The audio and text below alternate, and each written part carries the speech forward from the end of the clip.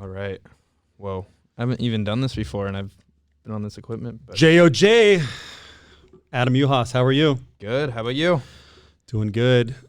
This is special because all podcasts I've done before for the addiction recovery and a couple of JOJs, you were the producer of the video. Yep. Got this video stuff going set up. So Yep. thank you. You're back from your mission. Yep. And so we're gonna hear about it right now. Yep. Where'd you serve? So I served actually just here. I didn't even leave home. So I was a service missionary. So I was in the Newport Beach Service Mission. So got to stay at home, live with family, live some of the mission rules. They're a little different than you're on a service mission. So there's a lot of stuff that I could still do. Also some stuff I couldn't. But yeah, I lived at home with my parents and my brothers. Did you always want to serve a mission? So no, not at all. So when I was about 8 years old, I kind of sat down and I remember it very vividly. My cousin just got home. It was probably, I don't know when he got home, but I think it was right around this time. He got home from his mission, and he came home, and I don't know what happened, but I got hit with extreme anxiety and was like, I can't do this. I just knew in that moment. At 8. Yeah, like at 8 years old, I knew I can't do this. Like I just was so overwhelmed. I was crying at my cousin's, when at the airport when he came home, and I think it really like set in. The anxiety really took over. Did he me. have a gnarly mission or anything? No. Okay. No, like he just came home, and I was just like, I can't do this. Like I knew 8. he was gone. Oh, okay. Yeah, I always struggled with anxiety since I was really little. So he got home, and I was like, I can't do this. So, a couple years went by, kept telling myself that, graduated high school, still went with the same mindset. I can't do this. This is never going to be me. So we have a special relationship because you went to my high school. Yep. So I met you. That's when I first met you. Yep. And it did seem like you were a little bit riddled with anxiety. Oh yeah, 100%. And, but you didn't like that. Mm-mm. And I could tell you worked at it. Yep. And it was cool to see you graduate. Yep. But I didn't hear. I had other. Not every kid goes to my school. Yeah. Or is a member of the church, but we quite a few go on missions and Yep. and it didn't seem like you were going to. Nope. But it also it didn't seem like you felt pressured to or not. Yeah. Like at that point, it was almost like this is awesome. Adams is in a good spot. Yeah. And he's graduating high school. He's Yep. happy. He's doing well. Yep. Yeah. So I turned 18, graduated. All my friends went away, and that was really hard because I was kind of stuck in this spot where like every single one of my close friends went. I was the only one that didn't end up going, so I was just kind of like, whoa, what's next? So I worked for a little bit, and then I finally was like, okay, I want to go up to college. So I went up to BYU, Idaho. And I got up there, and kind of was like, whoa, this is real life. There's pictures of this. We'll get to, should we just go through the pictures and then start going? Drop any pictures you want, and we'll talk about them. Sure. We can do the before mission photos. This is, how old are you here? Do you have the same? Here I'm 18. I look a lot different in this photo. You're 18 there? I think I'm 18. With the glasses with big Juds. Yeah, I think I'm 18. No, you looked older than that. Maybe I'm 19. No, because you looked older than that when you were at my school. No, that's how old I was. Like, so, yeah, no, I was like 18 there. Where's Big Judd's Burgers? It's in Idaho. Okay. So this is it when you went away to college? Yeah. You were at college here. Yeah, I was at college. Okay. So this is when I went up to Idaho. These pictures are really hard to look at because I was in a really bad place at the time. So going back a little bit, I went up to Idaho. I was there, and, I loved school. I loved it, but the social aspect sucked. I had roommates that were all RMs, way older than me, and I'm the 18-year-old there that's, like, trying to figure out life. So I got up there, started going to school, and I went up winter semester. So it got really cold.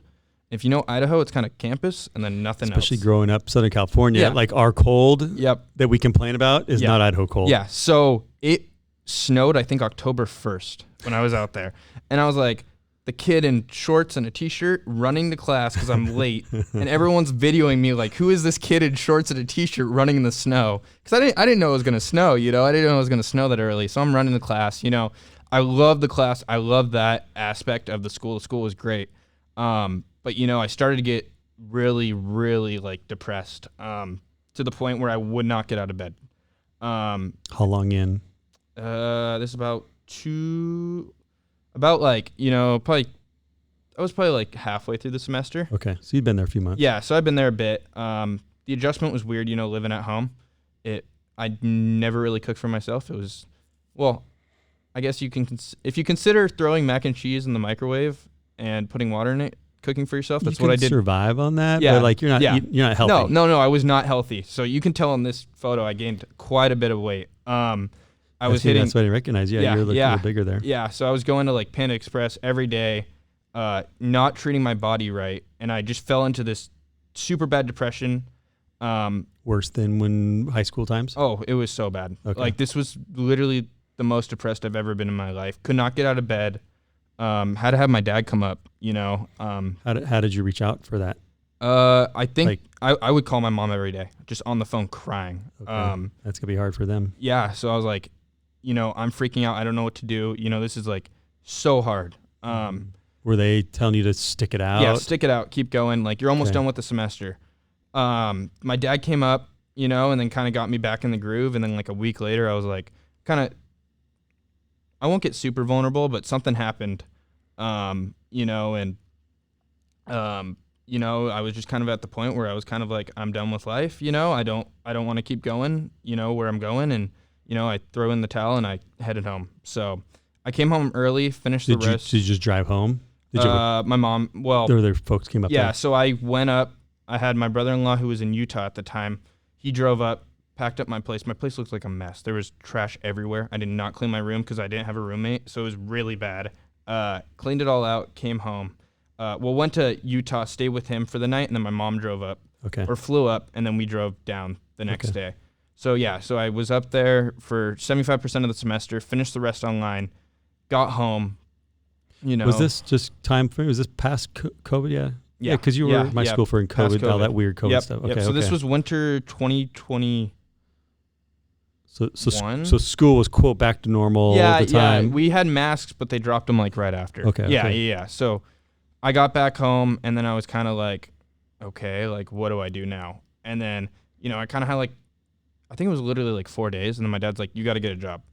So I was like, okay, you know, I'll get a job. And then I got a job, started working back on my old job, which was Crumble Cookies, which was really good. It was good for me to work. Did that for about a couple months, and then I worked at Disney. I won't really get into it, but I hated the job. I worked there for 4 months, and then I got... Disneyland? Yeah, Disneyland. I worked in the kitchen around 60-hour work weeks. You can move the mic closer to you. Yeah, I will. That way. There we go. Yeah, perfect. That sounds good. So I worked, around 60-hour work weeks, but I was part-time, but they wouldn't give me part-time benefits. I got super sick about 2 months in, ended up getting fired from the job 4 months in because they have a probation period. So they kept me to the last day of probation. Yeah, and then they fired me. So then I kind of was like, during this whole time, I kept getting promptings like, you got to go serve, you got to go serve. And I was like, I kept pushing them off, and I was like, this is my life. You know, my life is going to be work, and I'm just going to keep working. When you're getting prompted to serve a mission, and where you're like, I couldn't even handle college. How am I going to go? Exactly. And knowing like what it means to go on a mission is like going to be harder than that, probably. So I kept getting these promptings. Can't get Panda Express in a lot of missions. Yep. So I was kind of like, what's going on? Like, what am I going to do here? You know, I was kind of freaking out, and, you know, and then I got fired, and then kind of settled in. I was like, it sucked. You know, it sucked because I started to really like the work towards the end, and I was about to get promoted, got fired. And then I remember the second I sat down in my car, I got a call from, it was my friend's dad. He was kind of my mentor through this whole thing, and he was the one that kept telling me like, you need to serve. And I was like, no, I'm not doing that. Got a call the instant I sat in my car. Didn't know what was going on. Right after you got fired. Right after. Like you got fired. I opened the door to my car. Walked to your car. Yeah. So I got escorted by security out of the park, which was super awkward, by the way. So I'm escorted. I'm like basically like wow, my life is like done. Like I didn't know what was next, you know? So that's humiliating. Yeah, it was very humiliating. So, you know, got to my car. The second I sit down in my car, my phone rings. And I'm like, okay, what the heck? So I pick it up, and he's like, hey, like, I just got the strongest prompting to call you. Like, everything okay? I was like, I just got fired from my job. And I was like, and then we kind of talked, and I got home, and he's like, and I went to his house after, I don't even think I went home. I went straight to his house. You want to give him a name or no? Yeah, his name's Jay. So Okay. Jay, it's my good friend's dad, So I got home, started talking to Jay, and, and his son was going out on a mission, and I was like, hey, Jay, like, I just got fired. Like, what should I do? And he's like, well, I've been saying, like, you should probably go out on a mission. I was like, yeah, I've been having a lot of promptings to do so. And that's when it kind of really hit me, like, oh, shoot, I'm going to go on a mission. Like, I knew then that I was going to serve, and I didn't really know how, because I knew I couldn't handle, I have really bad, separation anxiety and anxiety in general that I've worked at for years, and I kind of was like, I kind of heard about the service mission and kind of how it works. Were these saying you should serve, were they service mission or just serve? Just serve somehow. a mission? Yeah, serve a mission. Okay. And are you like, you guys crazy? Do you know that I had a tough time going to school? Yeah. So I've always had a tough time with anxiety and just like, social situations I really struggled with. And the missions blessed me in so many ways that I'll get into. But I had really, really bad anxiety. What was mom and dad encouraging mission, not a mission? So when I was younger, always, because my dad was a convert to the church. So, it was kind of like I would have been the first missionary, in the Yuhas name, to go out and serve. So I was kind of like, I always kind of felt pressured, and they would always kind of tell me like, you're going to go serve. And I was like, no, I'm not. Like, I told you. And like all the mission prep things, they pushed me to go. And I would always find ways out of them, or I would leave or whatever. And I was always like, this sucks, and I never really think I had a testimony like at all. Even like going up until the mission, I don't really think I had, I knew the stuff, I knew the doctrine, but I never really think like I truly, believed it. It was a knowledge, not a Yeah. spiritual. It wasn't like, I had my moments, where I definitely felt like it was real, but like in Idaho, like I wanted to go inactive. What was at that point was part of it. We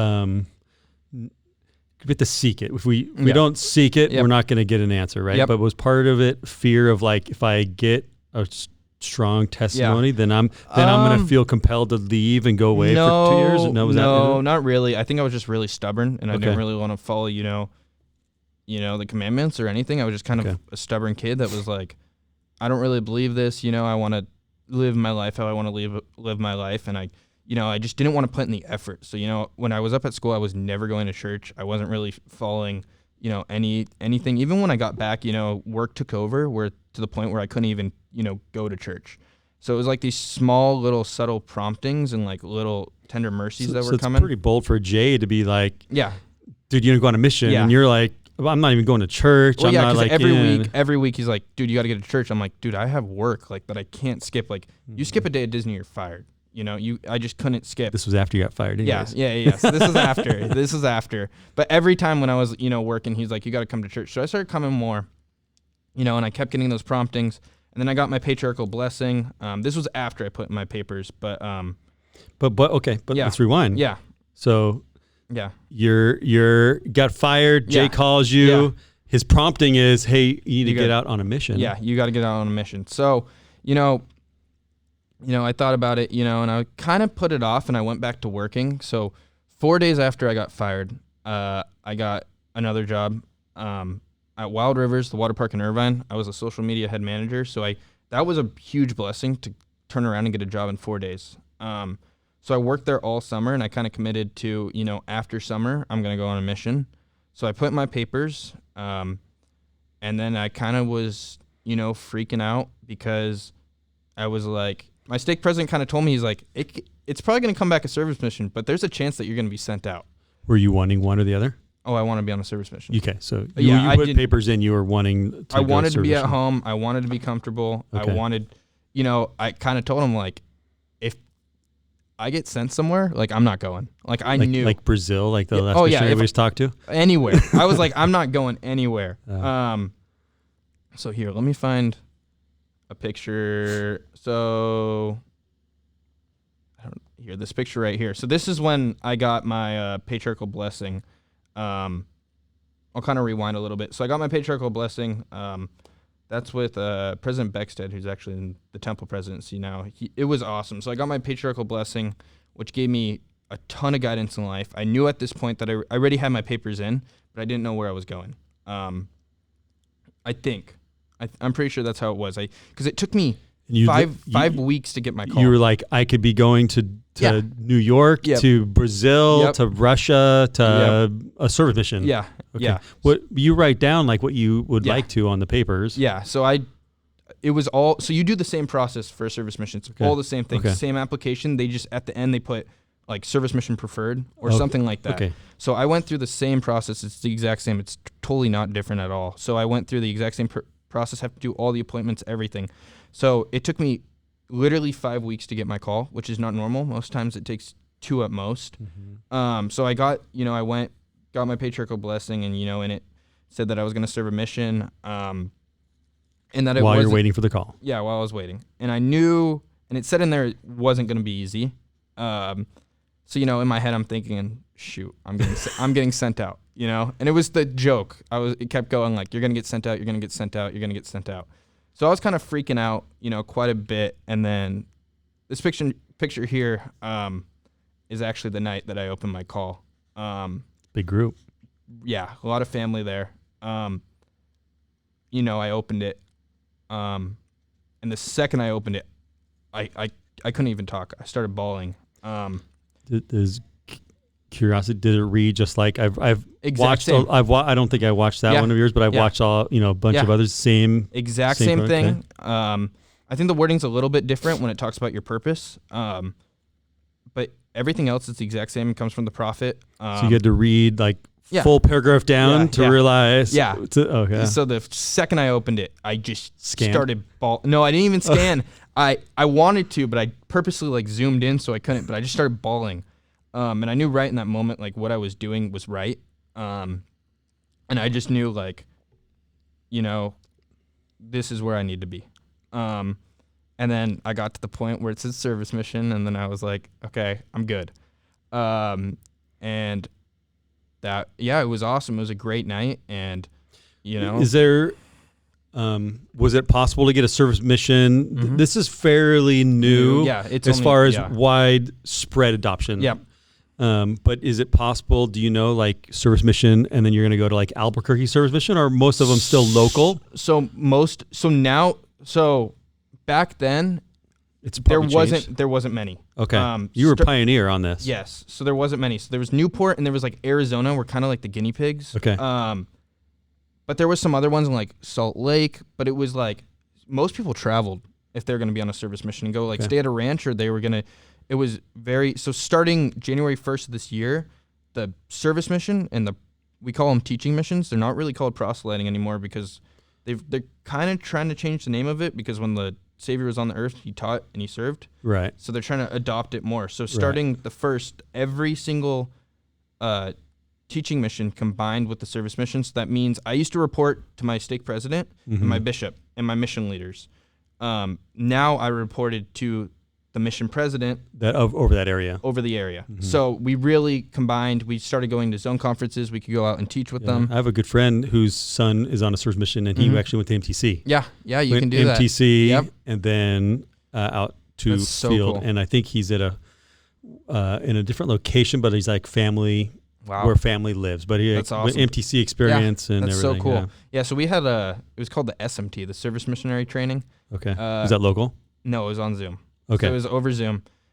It didn't really teach me anything, I'm going to be honest. So like I was just kind of, and this was like in 2 months. In a quote teaching mission, that's like a rough week or two. Yeah, so it didn't teach me like anything, and I was already like 2 months on the mission, and they're like, hey, you should try this out. And I did it, and I was like, okay, it was cool, but I didn't really learn anything. And the service mission was really first introduced, for, a lot of people with special needs. So when I was first looking into it. Physical. Initially, I think it was more physical. Yeah. So, they weren't capable to leave, or, there was other issues. Or like frequent medical I got to be by this for treatments, regularly treatments. Exactly. So it was, more for that. So when I first looked into it, I was like, there's no way that I'm going to be able to go on this. And then the more I looked at it, like being able to fit within that. Yeah. Okay. Like I didn't even think I met the criteria to go on a service mission because they were never talked about. Well, because that was all just unfolding. Like there was just like, hey, we should do this, and Yep. you just were at the right place, right time. It's Yep. perfect timing. Yeah. So, I started talking to people, I met with, the mission leaders, and I was like, okay, this is the right thing. I went on it, and, turns out like it was really cool because, I got on it, and half of them, half of the missionaries, had special needs, whether that was like autism or Down syndrome. And the other half were, they had other, challenges. We all have challenges, but, whether it was physical or, emotional, things. So it was really cool, to have both sides. And, but yeah, no, I went out, and this picture right here, this is the night I, got set apart. Who's all in the picture? So on the left, that's President Conover. That's my stake president. And then The brown pants? very left side. Okay. So I don't know if it's flipped, but no. Just I can see the pant color difference of No, he's black. black pants. Okay. Black pants. Okay. And then to the right of him, that's Elder Jenkins, who's actually off his mission now. Everyone in this photo is actually off Everyone's a missionary except the ends. ends. Yes. Okay. Yes. Well, technically, I'll get into it, but yeah. So technically, no. But so that was Elder Jenkins. To the right of him was Sister Uroni, and then to the right of her was Elder Izu, and then there's me, and then there's Elder Murphy, who was actually my mission leader at the time. That's why I called and got permission for you to do our podcast producing, Yep, right? yep, Okay. that was him. Okay. That was I him. can see what it looks like now. Yeah, so this was the first night, I was kind of like, all right, I start tomorrow. But the second after this, they have an activity every Wednesday that I loved. We would all get together, and we would sew quilts for Alzheimer's patients, and we would bring them into facilities like every couple months. We'd, make a ton of them, and it was a really cool activity when we'd do that. So every Wednesday we'd all get together, and it's fun because I like to be with all the missionaries, and that's a really cool thing is you don't have companions when you're on a service mission. So you're going to drop some information here that prospective missionaries are like, this sounds amazing. Yeah. Everyone tells me you don't have companions. Like what? I was like, no. Which is good and bad, Yeah, right? Because it's like a big learning experience. Yep. You were just sitting here before with the other missionary. Like that was like one of the hardest times. Yeah.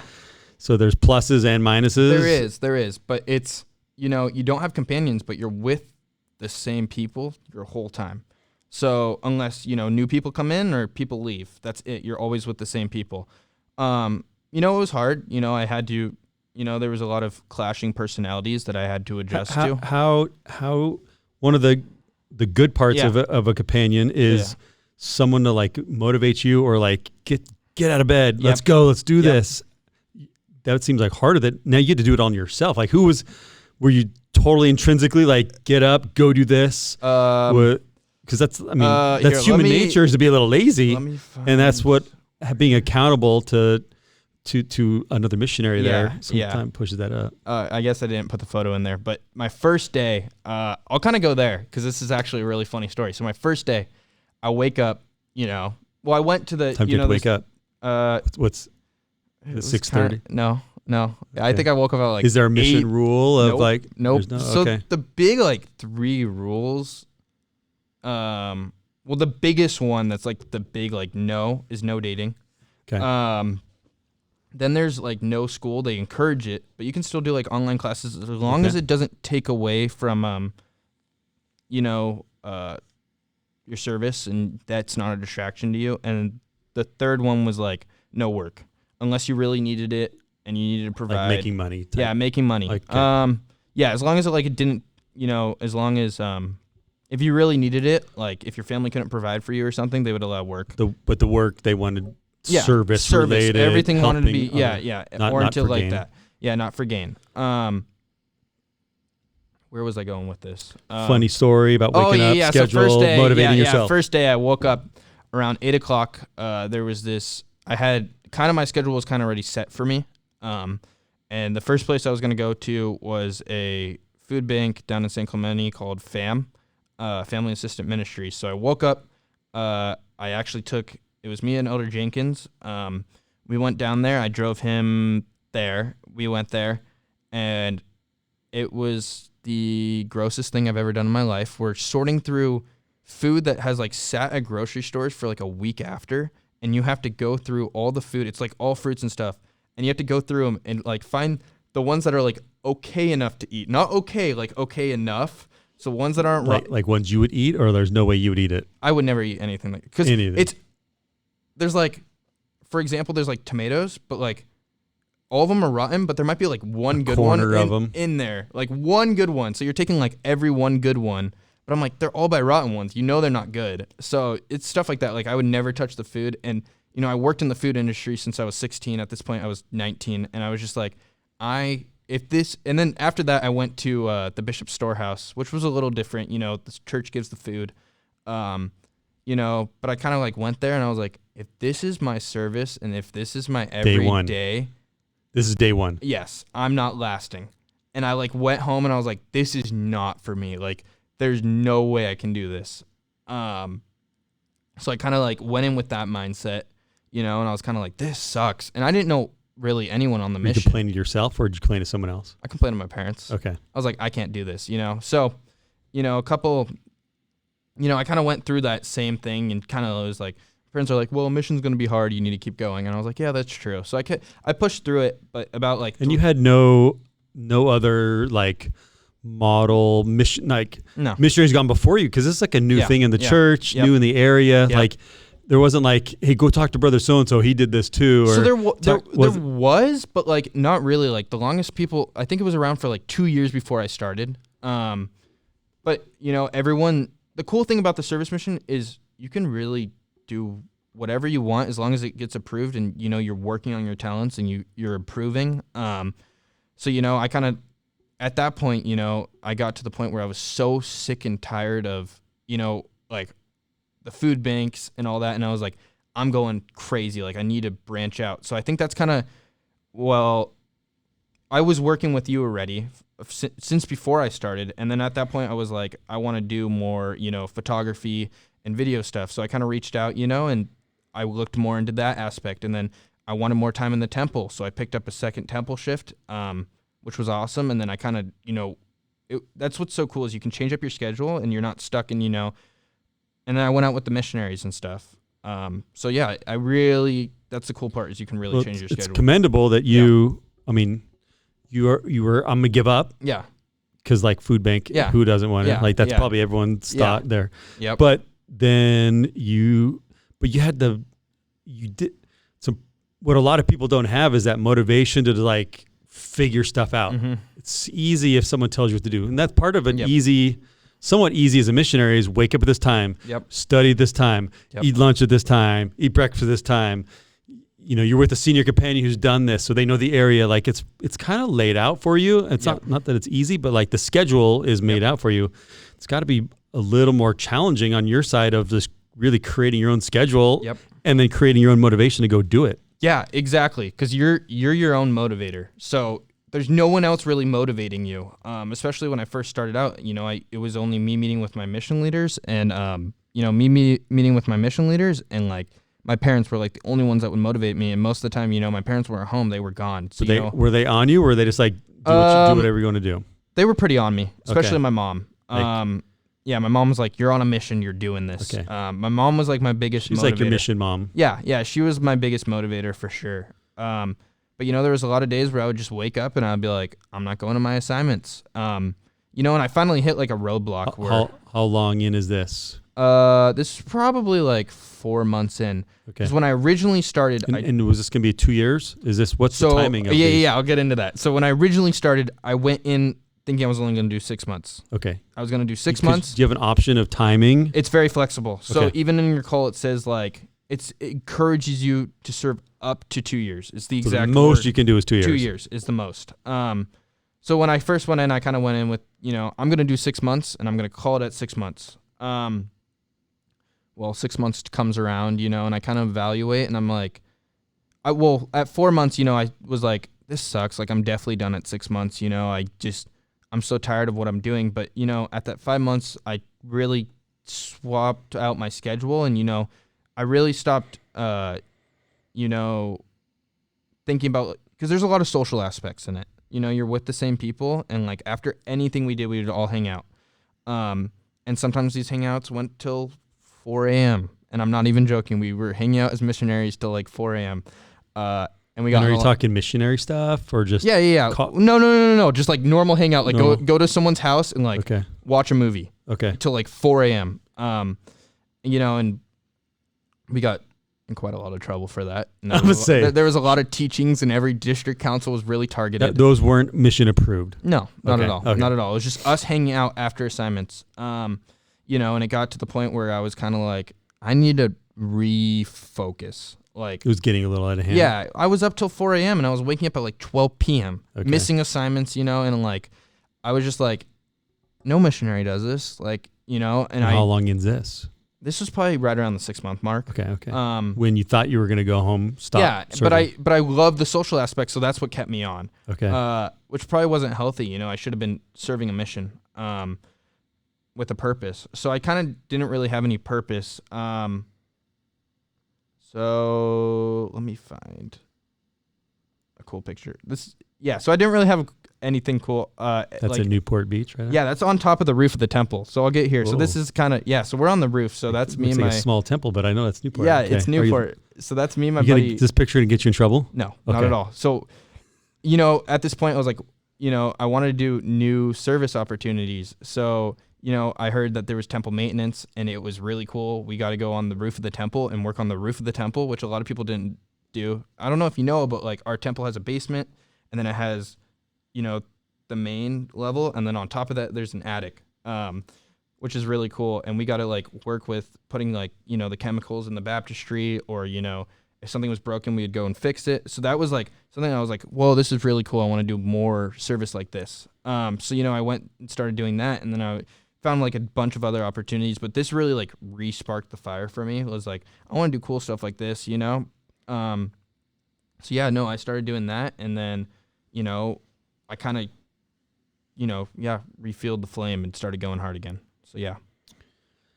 What, you had a couple other pictures there. I did. Let me find, they're kind of out of order. I'll put this one up because this was probably, what is that? Is that a cave? So yeah, I'll go into this. So about, how many months in would this be? About 6 or 7 months, into my mission. I would attend Institute every Tuesday, with Brother Andre. And I heard about like this Israel trip and they were taking, all the youth to Israel, for 12 days. And I was like, that's kind of cool. I kind of want to do that. But I was like, I'm on a mission. I don't know if I can. So we called him, and it was a bit of back and forth. And then finally, for me to go, my mom had to go. So me and my mom were able to go with all the youth to Israel. And it was hands down, like the best experience I've ever had. We went to all the sites, and it was a giant testimony builder for me. Because I was working in the temple, before this, only in the baptistry. I wasn't endowed before I got on my mission. So you don't have to be endowed to be on a service mission. So I was working in the baptistry, but like, I think this 2 weeks before, here, I'll put up, let me backtrack just a bit. Okay, so this is the night that I received my endowments. How long in your mission is this? So I started my mission in December. This was May, so like 6-7 months in. Okay. I received my endowments, and that was probably like my second favorite, experience on my mission was receiving my endowments and going through with all my missionary like friends. And it was just a really cool experience, really eye-opening. And I was like, wow, this is really cool. I want to learn more. So that turned into me becoming an ordinance worker, which took up a lot of my service, was spending time in the temple. But so yeah, I received my endowments about, 2 weeks before, and then this is in Israel. So this is actually where Jesus was put before he was on the cross and he was beat with the whip. Was it a prison? Yeah, it was like a prison. So you walk down below and it had the holding cell, and it had like, you could see like where he was, because he was lowered physically down into the cave, and they had that part still there, and that part was like the church. So every historical site in Israel has like a church built on it now. Not our church, just a church. Yeah. So basically what happened was, these churches came out and would claim the land, and then they build a giant church. So on every single thing, there's a giant church built on everything. So we went here, except for one, which I'll get to. But we went here and we went in the church, and then we walked around, and we went in down here, and then we started, kind of on spot on every place we'd read from the scriptures. So we kind of started reading about, what happened here, and, kind of about, before the atonement, and a lot about the atonement. And I just could not, contain myself, because the atonement has been such a big part of my life. I'm not a perfect person. I made tons of mistakes. So, knowing every day that I can wake up and start again, repent was a really big thing. So just being in there and being on the spot, there's a different spirit that resides in Israel. I don't know how to explain it. But there's a different spirit that, resides there, but you don't have to go to Israel to have these giant, spiritual moments. But in this place, I was just, all these thoughts were racing through my head. Like, I need to be a better person. I need to, reach out more to Christ. And it was one of the, Israel really refueled the flame of me going in, deeper in the scriptures, learning more about the temple. Cause I just got endowed, a week before, but there's a lot of, symbolism that resides, in Israel that really, that we take for granted here, or maybe we think it's a little weird, and you go there and it's very normal. It's very normal. You go to the Western Wall and you see these, you see the Jews in front of the Western Wall and what they're doing, and you're like, wow, you think we're weird.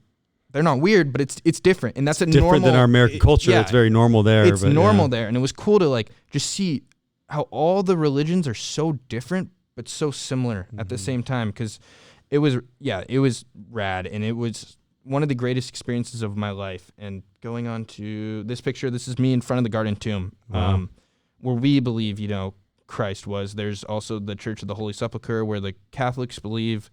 So is there a debate on where this is? Yeah. So the Catholics believe the Church of the Holy Sepulchre is where, Jesus was, where the tomb was, and it's very different. It's a giant building, lots of paintings, very gaudy. And when I walked in there, I was like, there's no spirit here. I just knew something was off. It's a cool building. I took some really cool photos there. Some of my best photos I've ever taken. I'm super into photography. I took really cool photos there. But totally different, it's just a giant church at the end of the day. And then we went here, and the second I walked in, there's a different spirit. It's this beautiful garden, and it's, you go into the tomb and it's really small, but there's nothing there, but there's a spirit there. And it manifested that this is the place. And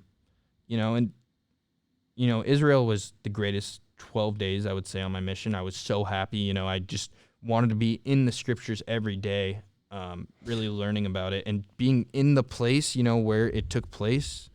I know that sounds weird, but No, I've heard that a lot. It's when it just makes it feel real. Yeah.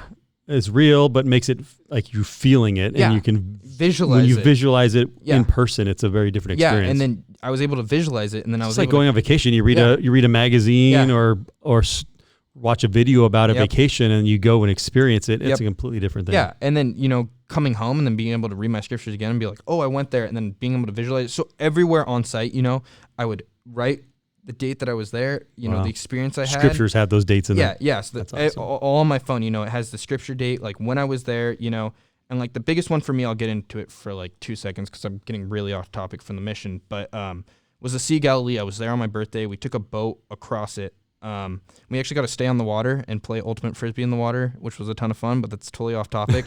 But yeah, I tried walking on water. It didn't work. But some missionary listening to this in the jungles of Brazil, I gotta sweating it out with stomach problems, and wait, I gotta swim. I gotta swim. I gotta do all that stuff. So yeah, we took a boat across the Sea of Galilee, and it was me and my mom and another mom leader that got to come, and we just started sharing, really about the deep dark moments that we got pulled, out of the water. And that was probably the most spiritual moment there for me, was being, on the water and seeing how Christ affected me in my life. And yeah, once again, I'll say it again, Israel was amazing. I know there's a ton of crap going on there, but if you can ever visit, go, it might be a little while. Oh, it's going to be a while. That's cool. You got to be there. Yeah. And when this all going down. Yeah. So we timed it perfectly, because a week before we got there was that small bombing. But they have the Iron Dome that shut it all out, so it was fine. And I was like, there's no way we're going. I thought we weren't going to go, and they're like, no, we have people on the ground. It was fine. So we went, And then like a week later is when everything just hit the fan. It was a week later. It was like when a week, when the paratroopers or whatever all came in. It was a week after. It was like 2 weeks after. Like everything hit the fan, and I was like, well, that's cool. Like we timed this so perfectly. Wow. So yeah, it was awesome. Yeah. That's amazing. Yeah. So yeah, no, Israel was definitely the coolest part of my mission. And it, yeah. Was that easy getting approval?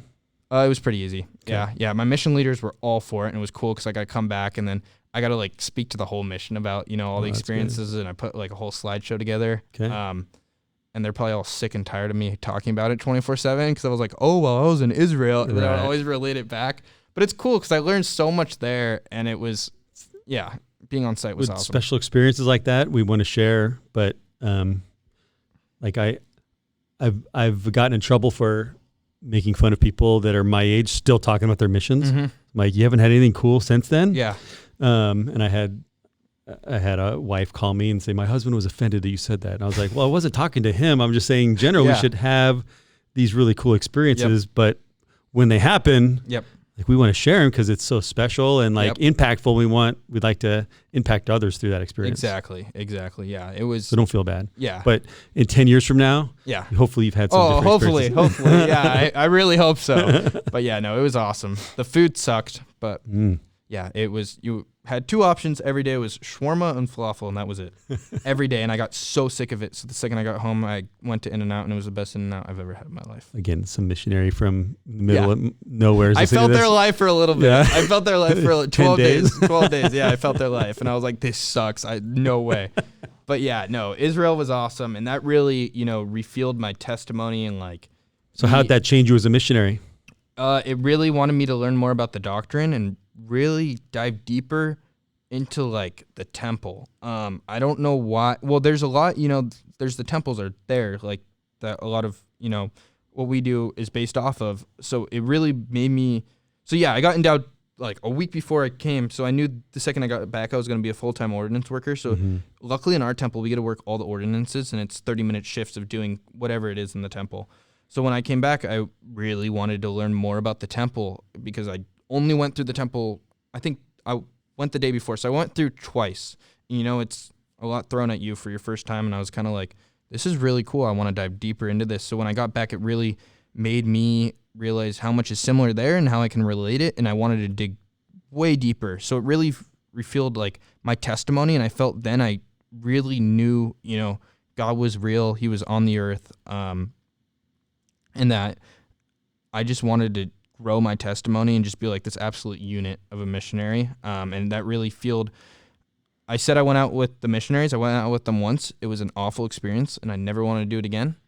Meaning, I went out teaching like door to door. Okay, yeah. Tracting. Yeah, so I went tracting with them, and it was an awful experience. Yeah. And after that, I was like, I'm never doing this again. Once I came back, I had a whole different perspective, and I was going to pre-Israel. You said I'm never doing that. Yeah, I'm never doing that. You had a different mindset when you came back. I came back and I was like, I want to do that again. Wow. Okay. Which I actually never ended up, going out door to door again. But I'll get into this story because this is probably one of the coolest stories on my mission. I guess all my cool stories take place at Institute, but I was at Institute on a Tuesday night. And we wear badges just like the teaching missionaries do, but not necessarily always a shirt and tie. Like no, not at all. I'd be wearing this usually all the time. Okay. But we don't wear them out.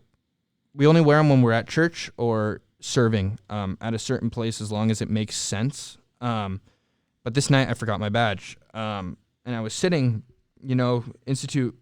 Finished, and this brother comes up to me. He's like, hey, are you a missionary? And I was like, yeah, how did you know? He's like, oh, I don't know. I still have no clue how he knew. But we got into a really deep discussion for about 2 hours. I figured out the dude grew up in Texas, lived in Texas, was interested in the church, was not a member. But, life took him down here. We got talking, and I just started asking him questions about what he knew, and I knew he knew quite a bit. And I was like, have you met with the missionaries before? He's like, yeah, I've taken the lessons. But he was going to Institute. Yeah, he was going to Institute. Okay. So he really wanted to, become a member. But he already took all the lessons, but it was like 2 years of a weird period of life where it was just work, and he forgot, that got in the way. And then he came down here, and I was like, dude, like, you should get a baptismal date. And he's like, okay. And I was like, I'm probably never going to talk to this guy again. Next morning, I get a text from the missionaries that's, hey, Cal was interested in the church. We heard he talked to you. He has a baptismal date for, I don't even remember when it was. Do you want to start coming to the lessons with us until he gets baptized? And I was like, yeah. So I went to every lesson with him. I got to teach a lot. And it was mostly the missionaries were like throwing me and making me do all the teaching from like my personal experiences. And I related a lot to him because he had anxiety and stuff. So I could really share, what I was feeling. And he resonated with that a lot. And then baptism day came. He got baptized. You got a picture of that? I don't. Okay. So yeah, he has a lot of social anxiety. So he didn't want, there was only 10 of us at the baptism. Okay. It was all males. And it was really cool because it was a little different than your traditional baptism because there was only 10 of us there. Usually at a baptism, you want everyone there, but this brother didn't. We had the baptism, and it was really cool because afterwards in the confirmation circle, every brother there was able to stand in the confirmation circle. So everyone at the baptism, and it turned out the day before one of the brothers just got the priesthood. So it was really cool. So it was, another thing where I'm like, I've learned on my mission a million times that right place, right time. Yeah, right time. Like you were God's timing. There's no coincidences. To be there. Yeah, there's no coincidences. And I've learned that time and time again, especially in the temple. There's no coincidences in the temple. So, we had the baptism. It was awesome. And then I can say on my service mission, I had a baptism, which because that's not as common. No. Like most service missionaries do not go out teaching or even have the look of finding someone to. Do you have a plaque on the service mission wall for? I never got a plaque. I never got a plaque. Oh, really? No, I didn't even get a normal plaque, and I kept asking for him. Never happened. Feel a little gypped on that? Yeah, I might have to go make my own. Probably arrange that somehow. Yeah. Because I was gonna text the bishop a week before my homecoming. But again, this is you were a pioneer on this new thing, it's all good. And people so, didn't know what to do probably. So so that's good attitude because some people get their feelings hurt. Like, why don't I have this? But you were legit a pioneer. And led the way. Yeah, and then I'll go into some of my other service here. This is actually down in Tijuana. My family. So you did serve a foreign mission.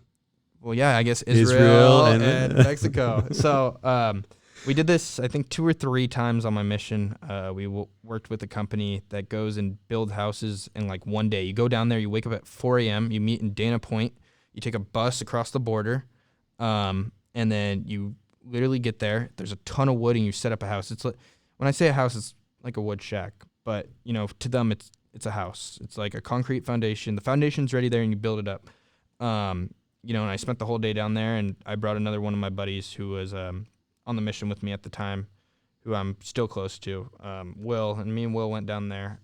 We built the whole house in the day and came back, and it was really cool, to be able to serve in this type of way, with someone that has nothing, and just build a house for them and, offer your time and talents to do this. And it was another thing that I love doing on my mission. And I was so privileged, to go do that. So it's amazing. So how long total time did you end up serving? 16 months. 16? Mm-hmm. And how did you know when it was time? Oh, yeah. I'll get into this. Because you decide. Yeah. Again, you decide. So a lot of people, you may think sounds easy. But look, if you have to make all these decisions, especially someone that has anxiety, that's probably extra hard. When do you want it? When you want it? And you're making all these decisions that probably making decisions before wasn't the easiest thing for you. No, it was not. The mission wasn't easy, but I'll get into that in a little bit. But making the decision to end is something I hold pretty close to me. So, I went through the 6 months and I told myself, I'm going to go a little longer. And then every month I kind of evaluated. And then I think I kind of got to the 8-month mark and I was like, I can't just do 8 months. I got to do a year. A year sounds so much cooler. So I hit the year mark, which was December. And then I kind of was like, okay, I kind of like this. And at that point I got called a district leader and I felt I really had a purpose. So a lot of my service at that point was helping out others. And there was quite a few people that had, different family struggles or, just needed help. So it'd be me going to their house to help or, figuring out what was going on. And, I had anxiety so I could, really kind of be there for some people and, share my experiences with them and really help them get on. Because at the beginning of the mission, I didn't really, I was kind of just going through the motions. And at the beginning, I didn't really have that, I had someone there pushing me through. And I feel like the roles kind of reversed towards the end where I was the person. You're the leader. I was the leader because I literally was the district leader. And I was helping everyone get to that point and pushing them through. So yeah, that happened. And then, I kept, then around, a little after the year, I was like, okay, I think it's my time, to kind of wrap up. So, I went to the temple and I prayed about it. This was probably at 13 months and I was like, it's not time. I just knew. I got my answer right away. Went and did a session. It's not your time. And then right around like 14 months, I went through again. And literally the prompting I got, the second I sat in the celestial room was delete all social media. And I was like, that's not an answer to what I'm looking for. What? I wasn't asking that question. Yeah, I was like, what? So, yeah, I could have social media on my mission. Deleted it all. Went back a week later, went through, and didn't really get an answer again. But, like, as I started, going through life and kind of thinking about it, I was like, August is around the corner. I need to work, and stuff just kind of started lining up. Like I had a job opportunity that actually didn't end up working out, but whatever. But all these stuff started lining up and I was like, I think it's my time. So I went to the temple one more time and I got like a direct answer. I literally opened my scriptures to, I think it's 2nd Nephi. I literally just took the scriptures that were in the celestial room, opened them. And it was 2nd Nephi, I think 31. And it talks about Nephi kind of wrapping up his, what he was writing about and kind of the end of his chapter. And then I kind of read that and I was like, okay, I get what you're trying to say. It's my time to wrap up my chapter. And that's kind of when I knew, my time here is done. So I finished, about 4 weeks ago now. And the mission wasn't easy. It was really hard, which sounds crazy to say. I was at home. I could still do basically whatever. I went to Disneyland all the time on my mission. I could do normal stuff as long as everybody's heart's different. Yeah. Everybody's heart's different. Yeah, so it was hard. It really pushed me to get out of my comfort zone. I would say I still have anxiety. I've just learned to manage it better. I just talking to you, you were doing this podcast with us before you started. Yep. Like it was right around that early time. Yeah, right around I knew December. you in high school. Yeah. You're a different human right now. Like you are so confident. Yeah. So I gained a lot of confidence. I would even say like before my mission, I could never maintain eye contact with someone. That's what I noticed. You're staring at me. It was the biggest, hardest thing for me. I learned to do that. I really learned how to get out of my comfort zone. Were these just self-imposed, like I'm going to set this goal and work at it, or did it come naturally over time? I wanted to work at it. Before I started my mission, there were some goals. One was to get someone baptized. That kind of happened when the merge happened. I was like, I want to get someone baptized. And then another one was like work on stress, work on anxiety, and work on social. So I worked on a lot of those because How did you work on those? Just putting myself in situations where I had to. Just on your own, like I'm gonna. This makes me anxious. Yeah, I'm gonna go do this. Yeah, so like making yourself uncomfortable. Yeah. So like I think it kind of started. I kind of remember it. There was like a activity. We had that activity on Wednesdays where we sewed the quilts. And then afterwards, I heard everyone was going to hang out, and I didn't really get invited. And I wasn't the type of person to invite myself because I was so socially awkward. I was like, okay, I'm fine being alone. So I went home, and then I got a text that was like, hey, we're all at this place, come hang out. And I kind of was like, I don't want to. Old Adam would have just ignored the text. Yeah, and then my mom's like, you're going. And I was like, okay. So I went, and I met a ton of people, and then, I just started going to these things, and it was always like getting food after. And then about 2 weeks in, I really opened up to one of the missionaries. We had a really deep conversation, really heart to heart. Just kind of about my struggles and what happened up in Idaho. I didn't share all the details, but it was a lot harder than what happened, and there was a lot that happened. And, I really went heart to heart with him, and, we kind of related. And then our friendship, grew exponentially. And he taught me a lot, and I feel like I taught him a lot, and that really grew, me socially. And I had, a really good friend because at this point before my mission, my really good friend, my only, I would say really true good friend that I could really open up to anything was Parker Austin, who I met at Tesla. He was my closest friend, and he was the one that actually really encouraged me to get on the mission too. I saw Parker. Yeah, Elder Austin, we'll send this to you. Yeah, we will. So I saw, Parker really change his life around. So he really, flipped his whole life around, and I was like, wow. And Parker became a huge example to me, and really, I was on the verge of, becoming inactive in the church, and Parker was like, no, you're coming to church with me. And he's like, no, we're doing this, we're doing that. And I really saw like Parker change his life around and then being like, I'm going on a mission. And that shocked me. And I was like, really, Parker, you're going on a mission? I was like, no, you're not. And I didn't believe him. And then, he got his call, and like we had our troubles, and like we didn't talk. And then, but then he kind of turned I apologized, we had a falling apart. I apologized, and we got really close. And it was to the point where we were hanging out every day. And, I saw Parker prepare for his mission. And then I was, like, okay, he kept telling me every day, he's like, you need to go on a mission. Like, you can do this.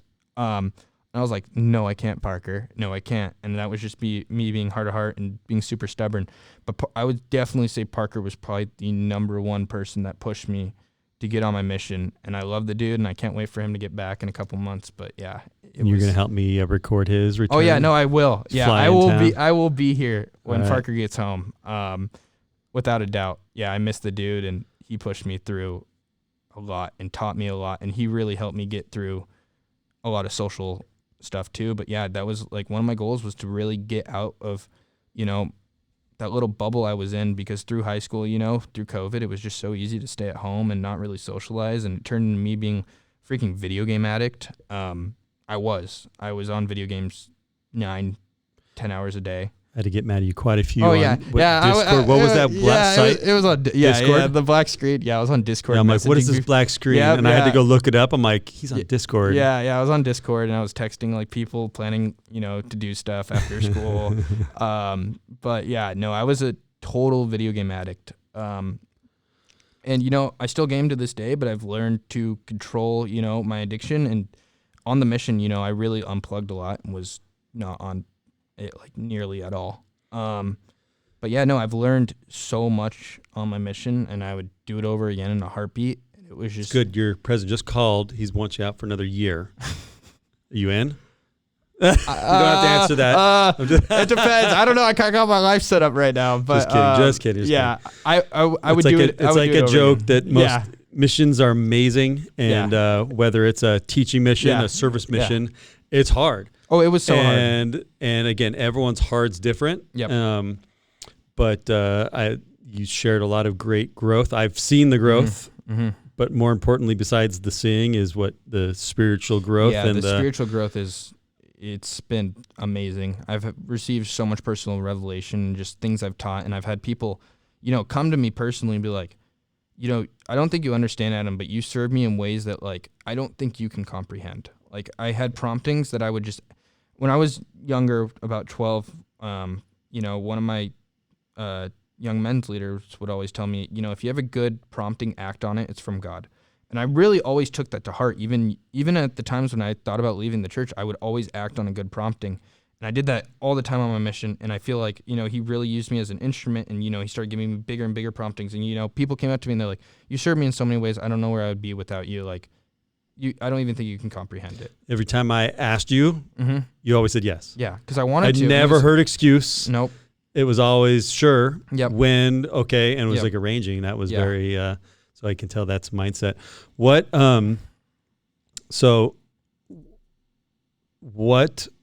when life gets hard again? Like, so a couple things.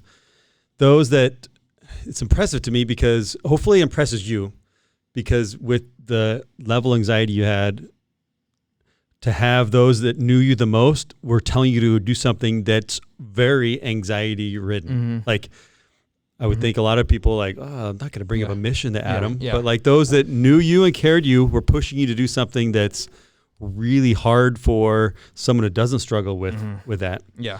And so that tells a lot about you, as they saw your potential. Yeah.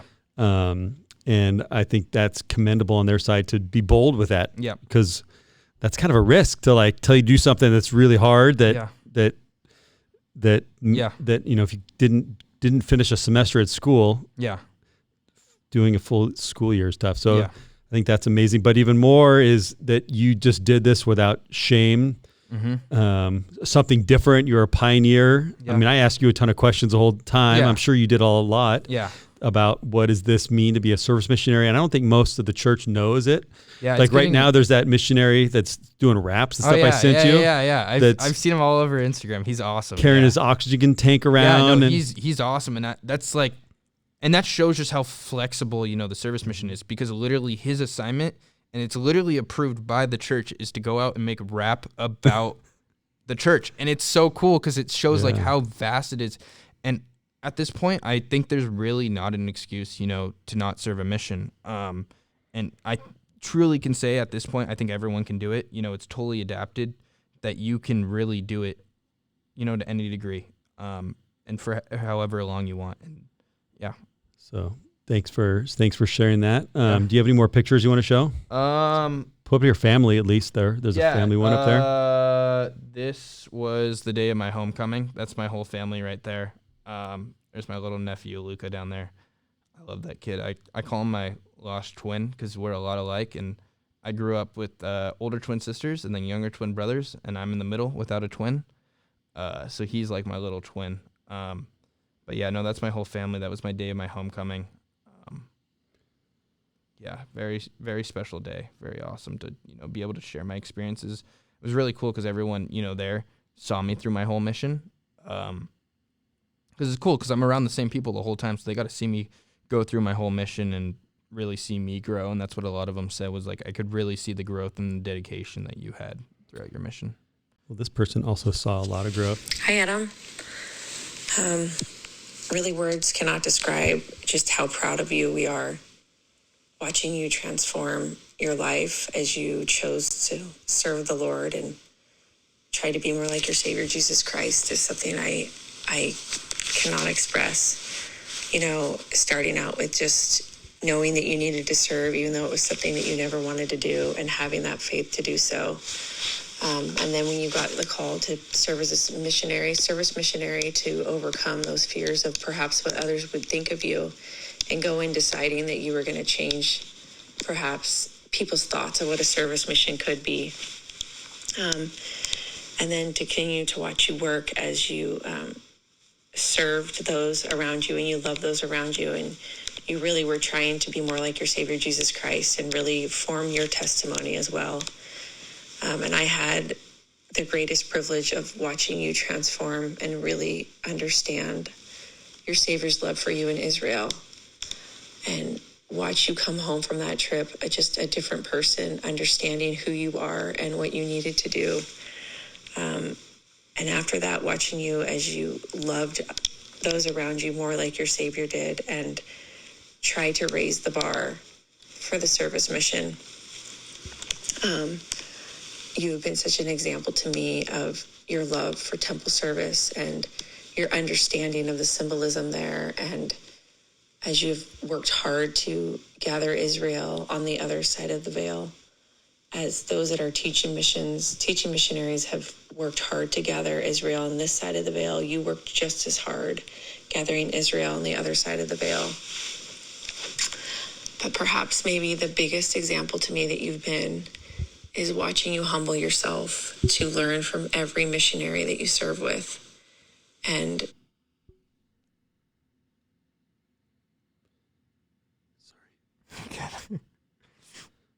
It's just right, the most important part. And then my timer.